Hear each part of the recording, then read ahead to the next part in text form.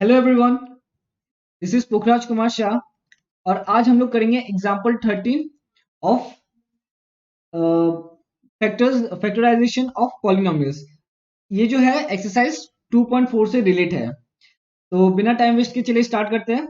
लेकिन स्टार्ट करने से पहले आई होप आपने अपना मैथ्स बुक और नोटबुक साथ में रख लिया होगा और साथ ही साथ आप अपने फ्रेंड्स और क्लासमेट के साथ इसको शेयर कीजिएगा। तो चलिए स्टार्ट करते हैं। तो यहाँ क्वेश्चन में दिया गया है कि factorise 6x² plus 17x plus 5 by splitting the middle term and by using factor theorem. हम लोग को फैक्टराइज करना है, ठीक है। पहला बोला है कि हम लोग को स्प्लिटिंग फॉर्मूला यूज करना है, यानी splitting the middle term, splitting the middle term. और दूसरा हम लोग को बोला है फैक्टर थ्योरम को यूज करके। ओके, अब ध्यान से देखिए, ये दोनों मेथड हम आपको समझाएंगे। और जो पहला मेथड है ना, वो बहुत ज्यादा इंपॉर्टेंट है। अगर आप क्लास 10 में जाओगे या 11 12 में अगर आप साइंस लेके करते हो तो उसमें ये मिडिल टर्म बहुत ज्यादा काम का आता है। तो सबसे पहले हम लोग स्प्लिटिंग थ्योरम के बारे में कैसे सॉल्व किया जाता है वो हम लोग देखेंगे। तो स्प्लिटिंग द मिडिल टर्म, तो इसको कैसे करते हैं वो हम लोग देखते हैं। ओके, तो देखिए स्प्लिटिंग टर्म है ना, बहुत ज्यादा सिंपल है। इसमें क्वेश्चन क्या दिया गया है? क्वेश्चन दिया गया है 6x² plus 17x plus 5, correct. यहाँ मिडिल टर्म किसको बोला गया? मिडिल टर्म बोला गया है 17x को। ओके, ध्यान दीजिएगा, 17x को बोला गया है मिडिल टर्म, मिडिल टर्म, ठीक है। अब ध्यान से देखिएगा, यहाँ 6 है और यहाँ 5 है, तो 6 × 5 कितना होता है? 30। 6 × 5 30 होता है। ओके, अब देखिए हम लोग को क्या करना है, ये जो 17 है ना, इसको स्प्लिट करना है। लेकिन ऐसे स्प्लिट करना है कि देखिए 17 को हम लोग कैसे स्प्लिट कर सकते हैं।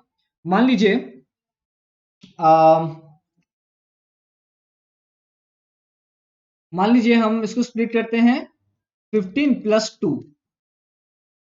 15 + 2 कितना होता है? 15 + 2 होता है आपका 17, जो कि ये है। लेकिन अगर हम 15 × 2 करेंगे तो क्या मिलेगा? 30, जो कि ये है। इसका मतलब ये है हम लोग को 17 को ऐसे स्प्लिट करना है, दो नंबर में हम लोग को स्प्लिट करना है। जब वो दो नंबर को हम लोग ऐड करेंगे तो हम लोग को दोबारा से वो नंबर मिल जाएगा, मतलब जो पिछला नंबर, जो नंबर को हम लोग स्प्लिट किए थे वही नंबर मिल जाएगा। और जो दो नंबर को अगर हम लोग मल्टीप्लाई करेंगे तो मल्टीप्लाई करने के बाद ये जो फर्स्ट टर्म और लास्ट टर्म जो रहता है ना, ये जो लास्ट है ये कांस्टेंट है, ठीक है। तो ये जो फर्स्ट टर्म और लास्ट टर्म का जो मल्टीप्लिकेशन होगा वो मिल जाएगा। अब ध्यान से सुनिएगा, पिक्चर को ध्यान से समझिएगा।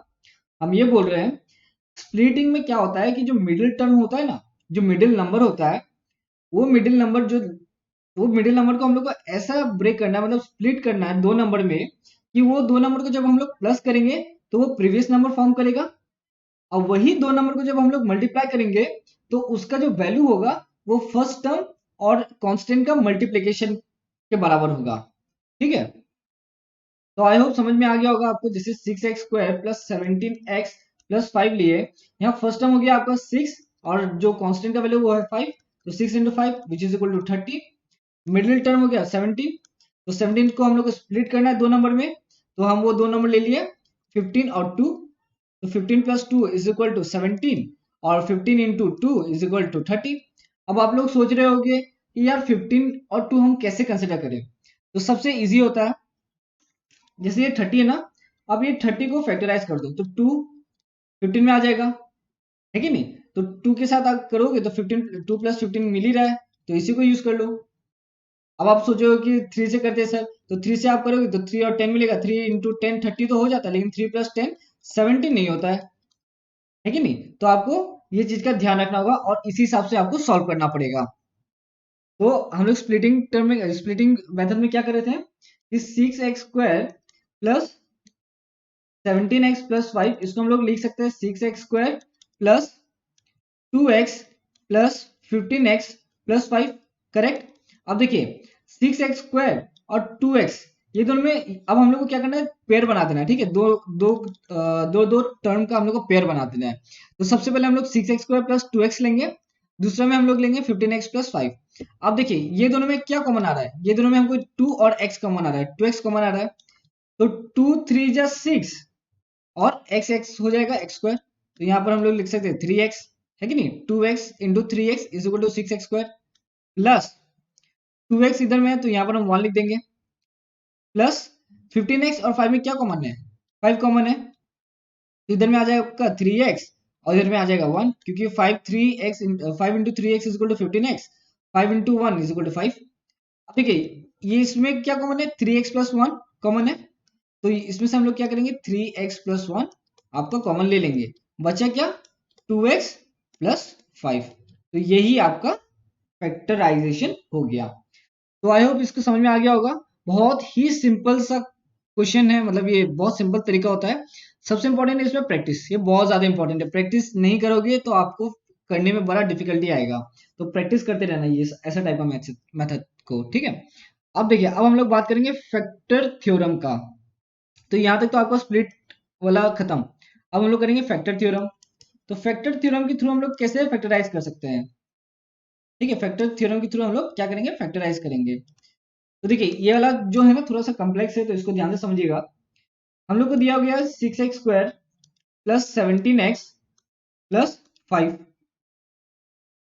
है कि नहीं, हम लोग ये बता दिया गया। अब देखिए हम लोग को क्या करना है, पहला पॉइंट याद रखिएगा, ये जो 6x² है ना, जिसका डिग्री सबसे ज्यादा है और ये पहला टर्म है, तो इसका जो कोफिशिएंट है, अभी x² का कोफिशिएंट क्या है, x² का कोफिशिएंट है आपका 6, है कि नहीं, बट हम लोग को इसका x² का कोफिशिएंट को बना देना है 1।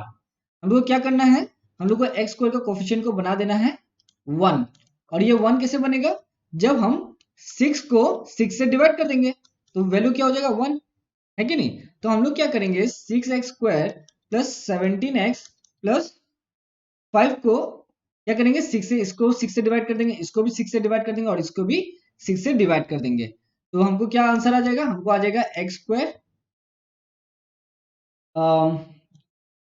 x² plus 17x by 6 plus 5/6, ये आ गया, ठीक है ना। अब देखो, अब हम लिखेंगे 6x² plus 17x plus 5 which can be written as, अगर हम आगे में 6 लिख दे और यहाँ पर हम क्या लिख देंगे, ये जो हम लोग अभी किए हैं 6x² 17x बाई 6 प्लस 5/6, ये हम लोग लिख देंगे। अच्छा यहां तक तो हो गया। अब देखिए, अब क्या करना है हम लोग को दो जीरोस कंसिडर करना है। If a and b are two zeros of the polynomial, यहाँ पॉलिनोमियल क्या है, ये यानी इसको कंसिडर कर लो px, then 6x² plus 17x plus 5 is equal to 6 into x minus ए, और यहाँ लिख सकते हैं x माइनस बी। अब बहुत लोग, आप लोग ये कंफ्यूज हो रहे होंगे कि सर यहाँ पर a और b 2 जीरोस कहाँ से आ गया। देखिए 2 जीरोस आया, अगर आपको बहुत पहले हम पढ़ाए थे 2.3 में या 2.2 में हम पढ़ाए थे, ध्यान में नहीं है, तो उधर में हम पढ़ाए थे कि जो लीनियर पॉलिनोमियल्स होता है उसमें एक ही जीरो होता है और आपका क्वाड्रेटिक पॉलिनोमियल में 2 जीरोस आता है। तो अगर आप ध्यान से देखोगे तो यहाँ क्वाड्रेटिक पॉलिनोमियल्स है कि नहीं। अब क्योंकि यहाँ क्वाड्रेटिक पॉलिनोमियल्स है तो हम लोग दो जीरोस को कंसिडर कर सकते हैं। अब ये दो जीरोस कौन सा जीरोस है तो हम लोग को पता नहीं, इसलिए हम लोग ए और बी दो जीरोस कंसिडर कर रहे हैं। अब क्यों जीरोस कंसिडर किया जाता है, क्योंकि दो जीरो से हम लोग को दो फैक्टर्स निकल जाता है कि नहीं। अभी थोड़ी देर पहले हम लोग फैक्टर्स के बारे में पढ़े थे ना, जब फैक्टर्स हम लोग कंसिडर करते हैं तो उसको जीरोस के साथ इक्वेट करते हैं ना, the zero of the polynomial, वो फिर हम लोग जीरो के साथ इक्वेट करके हम लोग वैल्यू निकालते हैं। तो उसी तरह इधर में हम लोग दो जीरोस को कंसिडर कर रहे हैं, why, because it is a quadratic equation. अब दो जीरोस क्या क्या है हमको तो पता नहीं, तो इसलिए हम ए और बी को कंसिडर कर रहे हैं। अब देखिए, अब यहाँ ए बी कंसिडर हो गया, 6 हम लोग कॉमन लिए थे, है कि नहीं, इधर में हम लोग 6 लिए थे ना, तो यही वाला 6 हम लोग आगे लिख दिए, और जो दो फैक्टर निकला यानी x माइनस ए और x माइनस बी दो फैक्टर है, यानी दो पॉलिनोमियल हम लोग कंसिडर कर रहे हैं। अब यहाँ माइनस ए माइनस बी क्यों हुआ, ध्यान में रखिएगा, जब भी हम लोग जीरो पॉजिटिव लेते हैं ना, जब अगर यहाँ ए क्या पॉजिटिव है बी पॉजिटिव है, तो जब हम लोग फैक्टर्स लिखते हैं तो यहाँ निगेटिव माइनस साइन हम लोग देते हैं। अगर मान लीजिए हम माइनस से माइनस बी कंसिडर करते हैं तो हम लिखते हैं एक्स प्लस ए और एक्स प्लस बी। ये चीज तो आप ध्यान में रखिएगा, ठीक है। तो यहां तक हो गया। अच्छा, अब ध्यान में देखिए, अगर हम x माइनस ए और x माइनस बी को मल्टीप्लाई कर दें तो क्या होगा, x square minus x B minus A x plus A B. Multiply करने के बाद ये आ जाएगा। अब देखो ये जो ए बी है ये क्या है, एक कांस्टेंट है, करेक्ट। और ये इक्वेशन में कौन सा कांस्टेंट है, ये 5। 5 क्या है, कांस्टेंट है कि नहीं। तो ये दोनों अगर कांस्टेंट है तो हम लिख सकते हैं ना A B is equal to 5, correct. यहाँ लिख सकते हैं हम लोग A B is equal to, actually ना सॉरी थोड़ा मिस्टेक हो गया, यहाँ हम लोग 6 जो है ना 6 को लिख के ऐसे लिखना चाहिए था, बाई 6 और यहाँ बाई 6 होगा, ये आप ठीक कर लेना। तो यहाँ पर कांस्टेंट क्या आ जाएगा, 5/6, करेक्ट। अब देखिए यहाँ तक आई होप आपको समझ में आ गया होगा। अब क्या करना है, अब हम लोग को 5/6 का मतलब फैक्टर्स निकालना है। तो 5/6 का फैक्टर्स क्या क्या हो सकता है, एक होगा आपका प्लस माइनस 1/2 होगा, एक होगा आपका 1/3 प्लस माइनस 1/3, एक होगा प्लस माइनस 5/3, ठीक है। ये सब हम लोग को फैक्टर्स निकाल देना है। तो देखिए यहाँ क्या करना है, मान लीजिए आपको अब क्या करना है, पी ऑफ, और भी बहुत सारा निकलेगा, हम अभी बस कुछ स्किप कर रहे हैं, हम बस आपको थोड़ा समझा रहे हैं। अब देखिए यहाँ पी ऑफ क्या हम बैठाएंगे, देखिए ये पी ऑफ क्या है, पी ऑफ ये वाला इधर में आ रहा है, तो हम लोग क्या करेंगे, ये वाला जो इक्वेशन है ये पी ऑफ एक्स है, ठीक है। तो ये पी ऑफ एक्स में हम लोग क्या करेंगे, वैल्यू पुट कर देंगे, सपोज 1/2 पुट करते हैं, तो आंसर क्या आ जाएगा आपका, क्या था हम लोग equation, x square plus 17/6 plus 5/6। तो एक्स स्क्वायर की जगह हम 1/2 होल स्क्वायर लिख सकते हैं प्लस 17/6 इंटू 1/2 प्लस 5/6। इसको अगर हम लोग सॉल्व करेंगे, सॉल्व करने के बाद 1/4 प्लस 17/12 प्लस 5/6, और ये definitely is not equal to 0। अगर ये 0 नहीं निकलता है तो वो फैक्टर नहीं कंसिडर किया जाता है। जब तक 0 अगर निकलेगा, जो नंबर के साथ 0 निकलेगा वही फैक्टर कंसिडर कर दिया जाएगा, ठीक है। तो देखिए ये वाला जो हम लोग कर रहे हैं ना, ये वाला जो प्रॉब्लम को लेके कर रहे हैं, जैसे 6x² प्लस 17x, ये प्रॉब्लम हम लोग फैक्टर थ्योरम में, भले ही हम आपको बस ये स्टार्टिंग पॉइंट समझा दिया है, इससे रिलेटेड हम एग्जांपल नंबर 14 आपको समझेंगे तो उसमें और अच्छे से आपको समझ में आ जाएगा। क्योंकि ये वाला जो एग्जांपल है ना, ये फैक्टर थ्योरम के रेस्पेक्ट में बहुत ज्यादा लेंदी है, तो समझने में थोड़ा डिफिकल्टी आएगा, ठीक है। बट जो स्टार्टिंग का जो थोड़ा सा अंडरस्टैंडिंग होता है वो हम बस समझा दिए हैं। फैक्टराइजेशन यूजिंग फैक्टर थ्योरम हम एग्जांपल नंबर 14 में जब कराएंगे तो और बेहतर तरीके से आपको समझ में आ जाएगा। बट फिलहाल के लिए ये जो मैथ्स जो कराया आपको स्प्लिटिंग थ्योरम में, ये आप बस अच्छे से समझ लो, क्योंकि ये वाला अगर आपको अच्छे से आ गया तो बहुत ज्यादा ही हेल्पफुल होगा, ठीक है। तो फैक्टर थ्योरम में हम इतना आपको समझा दिए कि कोफिशिएंट यूनिट को हम लोग को 1 कंसिडर करना है, पहला पॉइंट ये सबसे इंपॉर्टेंट है। दूसरा में आपको ये वाला स्टेप यूज करना है, ये आपको दूसरा पॉइंट है, ये आप ध्यान में रखना। तीसरा पॉइंट में आपको जीरोस कंसिडर करना है, और 2 जीरोस ही कंसिडर करना होगा क्योंकि ये क्वाड्रेटिक इक्वेशन है, ठीक है। और जो चौथा वाला स्टेप है वो है ये इंपॉर्टेंट है। और पांचवा है आपको ये, जहां आपको फैक्टर्स निकालना होता है, ठीक है। तो ये 5 स्टेप आप बस याद रखना, हम लोग जब एग्जांपल नंबर 14 करेंगे उसमें हम फिर से ये स्टेप्स को दोहराएंगे और उसमें आपको और अच्छे से समझ में आ जाएगा, ठीक है। तो अभी के लिए हम लोग बस ये एग्जांपल को यहाँ तक समझ लेते हैं, एग्जांपल नंबर 13। तो एग्जांपल नंबर 13 में अगर आपको फैक्टराइजेशन आएगा तो क्वेश्चन अगर एग्जाम में आता है वो स्प्लिटिंग के थ्रू ही आएगा, और फैक्टर थ्योरम नहीं देगा क्योंकि फैक्टर थ्योरम इसका बहुत ज्यादा लेंदी हो जाएगा। तो आई होप यहाँ तक आपको समझ में आ गया होगा, स्प्लिटिंग थ्योरम आपको समझ में आ गया होगा, बहुत ही सिंपल है और बहुत ही इंपॉर्टेंट है। इसका फैक्टर थ्योरम हम आपको एग्जांपल नंबर 14 में कंटिन्यू करके और अच्छे से समझाते हैं। फिलहाल के लिए जो 5 स्टेप आपको बताए वो आप ध्यान में रखने से होगा।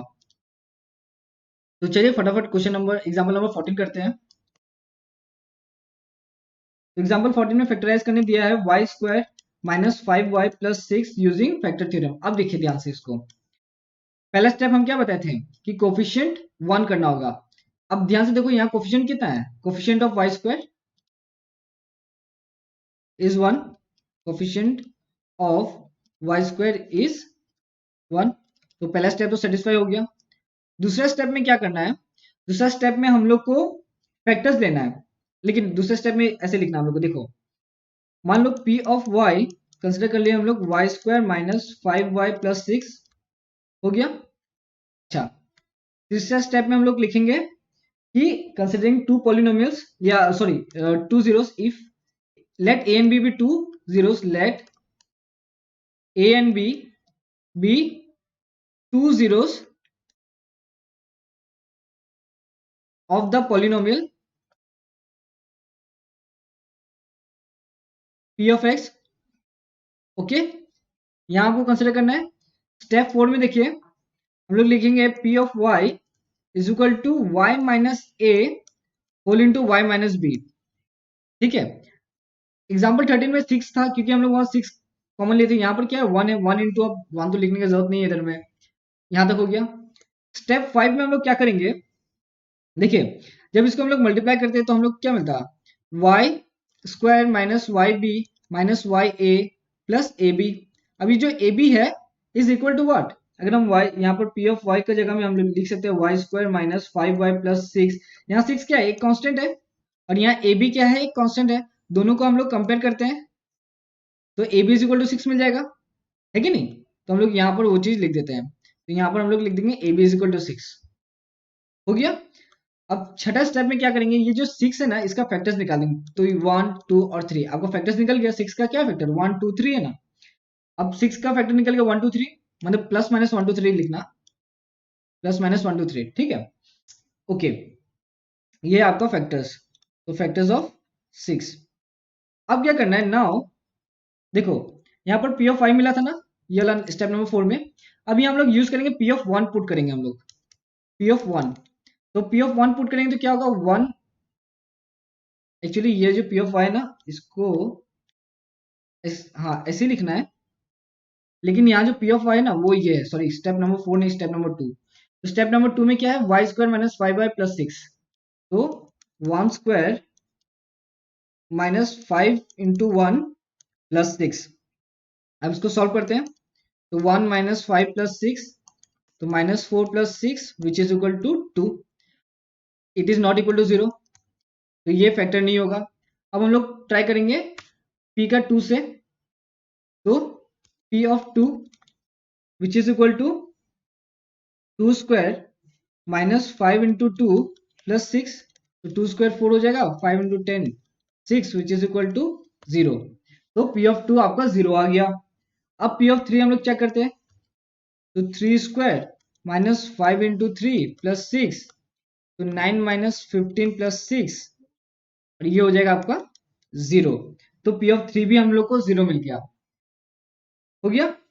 सो y minus 3 is a factor actually. So अब देखिए यहाँ हम लोग क्या लेते हैं 2 लिए थे ना, 2 एक पॉजिटिव है, तो अगर 2 पॉजिटिव होगा तो क्या हम लिख सकते हैं y माइनस 2 लिख सकते हैं, यानी ये 2 क्या इधर में हो गया, 2 एक 0 हो गया, 0 ऑफ द पॉलिनोमियल हो गया, है कि नहीं। जब हम लोग सॉल्व करते थे तो p ऑफ 2 क्या था, जैसे यहाँ पर हम लोग सॉल्व करते थे ना p ऑफ x का वैल्यू 1, तो 1 is the 0 of the polynomial, है कि नहीं। उसी हिसाब से हम लोग करते थे, तो यहाँ 2 आपका वैल्यू क्या हो गया a, और यहाँ 3 हो गया आपका वैल्यू b का हो गया वैल्यू 3। ठीक है, तो हम लोग ये हो गया, तो y by 2 is a factor of p of y, and p of y हो गया, and y minus 3 is also the factor of p of y, and p of y क्या मिला था आपको y square minus 5y plus 6। तो यहाँ तक आपको समझ में आ गया होगा। तो इसको हम किस प्रकार लिख सकते हैं, therefore y square minus 5y plus 6 is equal to y minus 2 और y माइनस 3। देखिए हम लोग यहाँ पर सिर्फ p ऑफ 1 लिए, p ऑफ 2 लिए, p ऑफ 3 लिए, हम लोग को p ऑफ माइनस 1 भी लेना है, p ऑफ माइनस 2 भी लेना है, p ऑफ माइनस 3 के साथ भी हम लोग को शो करके दिखाना है कि उसका भी फैक्टर आता है कि नहीं आता है। ठीक है, तो फैक्टर थ्योरम में क्या है कि हम लोग को ट्राई करते रहना पड़ रहा है। हम लोग को जो कांस्टेंट मिलता है, जो कि A B is equal to जो भी एक नंबर होता है, एक कांस्टेंट मिलता है, वो कांस्टेंट का हम लोग फैक्टर्स निकालते हैं। जो फैक्टर्स निकलता है वो p ऑफ एक्स में हम लोग वो पुट कर देते हैं, और फिर हम लोग जाके उसको सॉल्व करते हैं, तो जब 0 आ जाता है तो वो फैक्टर बन जाता है। तो आई होप आपको ये समझ में आ गया होगा फैक्टर थ्योरम, बहुत ही सिंपल तरीके से समझाएं इसको। तो एग्जांपल नंबर जो 15 है फैक्टराइज, वो आपको अगर एग्जाम में आता है फैक्टर थ्योरम के थ्रू, तो हमको तो डाउट लगता है कि क्योंकि एग्जाम्पल नंबर 15 आ नहीं सकते एग्जाम में, ये बहुत ज्यादा लेंदी प्रोसेस हो जाएगा, इसका फैक्टर्स निकाल के आप कितना ट्राई करोगे, आप मन खराब हो जाएगा। ठीक है, तो एग्जाम्पल नंबर 15 जो है ना हम कराएंगे नहीं, क्योंकि वो एग्जाम पर्सपेक्टिव से भी इतना इंपॉर्टेंट है नहीं। ठीक है, बट अगर आपको मन करता है तो आप ट्राई करना। तो एग्जाम्पल नंबर 14 के साथ ये वीडियो को हम एंड करते हैं। नेक्स्ट क्लास में हम लोग एक्सरसाइज 2.4 स्टार्ट कर देंगे। तब तक के लिए थैंक यू, एंड मिलते हैं नेक्स्ट वीडियो में।